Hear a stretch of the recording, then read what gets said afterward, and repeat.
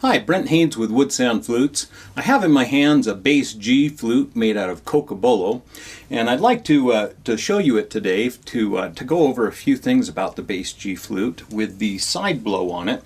The side blow is a little bit different for a Native American flute. It makes the native flute just a little different in how you play it, how you hold it, and also how you get the moisture out of the flute when you're done playing it. And so the nice thing about this side blow apparatus is that it allows you to play the flute that's really big and let it be really comfortable in playing. And so so I wanted to take just a little bit of time and just go over the instrument with you, so that if you have a curiosity about these side blows and would like to experiment with them, that you can see how they work and how to go about playing them, because they are a little bit different. So some people, when they see the side blow, they want to hold it up here like maybe like a transverse flute.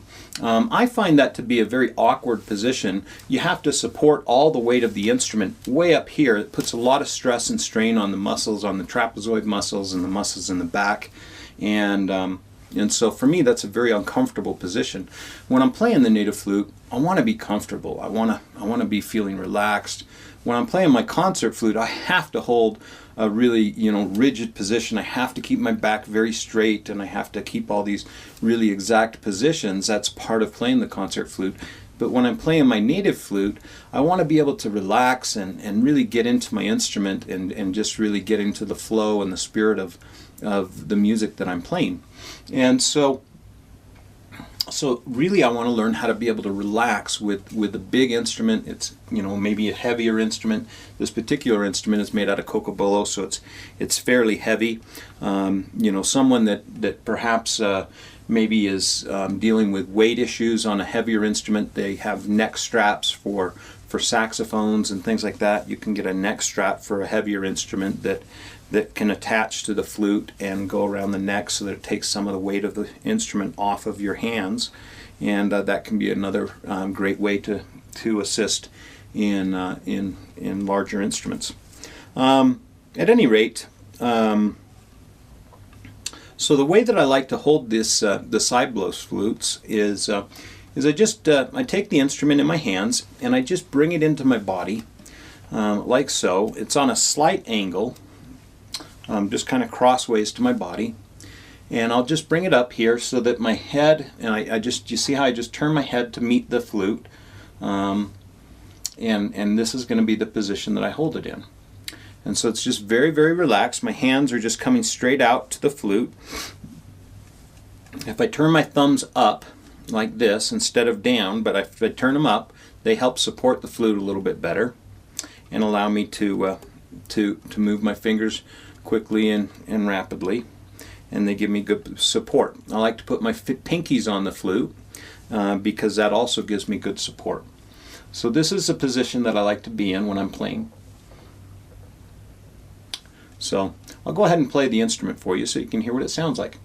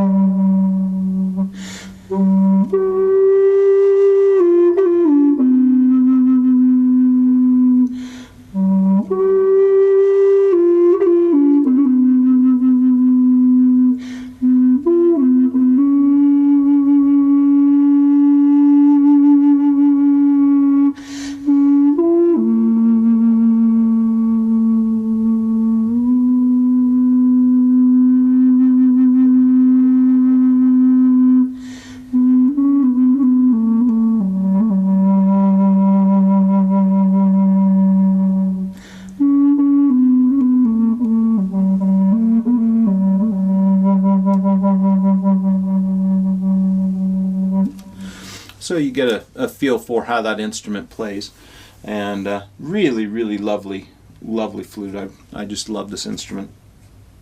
At any rate, just sold this instrument the beginning of this week, and it's actually one of the reasons that I went ahead and made this video, was to help the person that purchased it to understand how to go about holding the instrument and then how to go about cleaning it. So let's go ahead and we'll talk about cleaning the instrument. It's a big instrument, so you always kind of want to watch yourself, you know, how much room do I have around me and things. And so when I take the leather off, I just pull the straps and I pull this leather free. Catch the totem, don't let it fall. Fortunately, the buffalo is a fairly tough totem. And I'll go ahead and set the buffalo down. And then I always want to use I like a microfiber cloth. Works really nice. Use a microfiber cloth to clean out the voice box when I'm done playing. That's what I like to do. You know, I clean that out nice and, you know, just get it dry.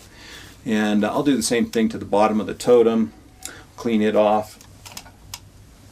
And you know, clean it off, and then I'll flatten off the fibers on a hard surface like a countertop, maybe a tabletop with a tablecloth on it.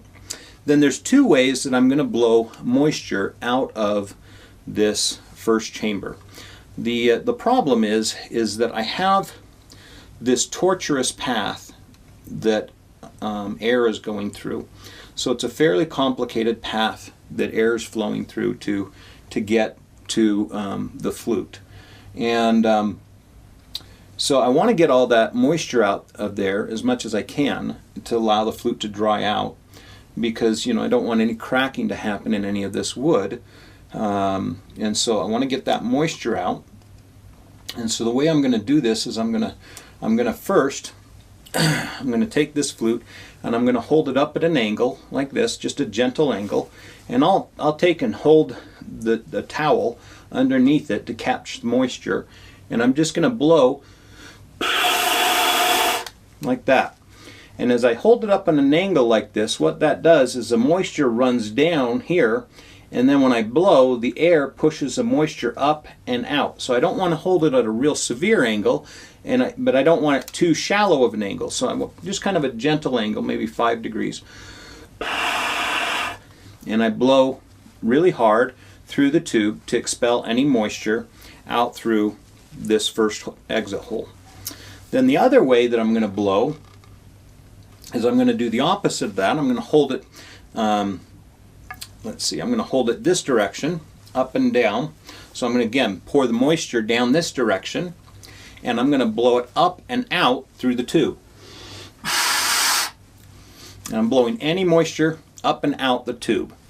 So those two directions, I'm going to blow moisture up and out the tube and then back and through. And then once I've done that, then I'm just going to let the flute dry. I'm going to let it dry for, 2 or 3 hours. And with this instrument, really, the best thing to do is to just let it dry overnight and really let it get a good drying in between playing, because it really is a torturous path, and you want to let that really air out and good and dry. So, at any rate, this is the bass G flute, just a fabulous instrument. I love them. They sound so fantastic, and they really, with this, with the side blow, it's just really nice because it makes a flute that otherwise a person just cannot play because it's just too big for them. It makes a flute like that just something that people can play, and to me that's really exciting. When you can take an instrument that otherwise is too big for somebody and make it so that they can play, I find that very gratifying. And so, even if it's just a low C that maybe you want to play and you can't reach a low C, well, we can put a side blow on it and get that so that you can play it. So if you have any questions about it or are interested in getting a flute with a side blow on it, by all means, give me a call. 801-822-1415, or you can reach me at brent@woodsounds.com. Have a wonderful day.